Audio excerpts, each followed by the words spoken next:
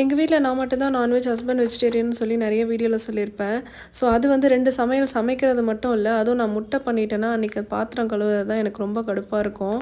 ஏன்னா ஹஸ்பண்ட் வந்து முட்டை ஸ்மெல் அடிச்சுட்டே இருக்குது, திரும்ப வாஷ் பண்ணு திரும்ப வாஷ் பண்ணுன்னு சொல்லிட்டே இருப்பாங்க. அதனால் நான் எப்போவுமே யூஸ்வலாக யூஸ் பண்ணுற லிக்விட் வச்சு ஒரு 2 to 3 டைம்ஸ் அது கண்டிப்பாக வாஷ் பண்ணுவேன். ஸோ அது வந்து எனக்கு என்னென்னா கொஞ்சம் கை வந்து ரொம்ப ட்ரை ஆக்குற மாதிரி இருக்கும். வெடிப்பு எப்போவுமே என் கையில் வந்து வெடிப்பு இருந்துகிட்டே தான் இருக்கும்.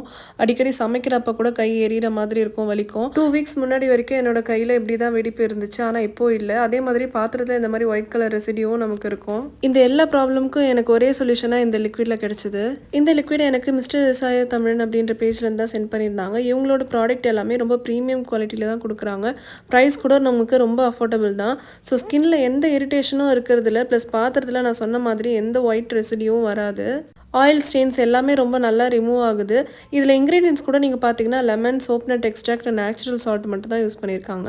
ஆர்டிஃபிஷியல் கலர் எதுவுமே இல்லை. நீங்கள் லிக்விடை பார்த்தாலே தெரிஞ்சிருக்கும், அவ்வளோ டிரான்ஸ்பரண்ட்டாக இருக்கும். 50 ml வாட்டரில் 5 ml லிக்விட் ஆட் பண்ணாலே போதும், ரொம்ப நல்லா வாஷ் பண்ணி கொடுக்கும்.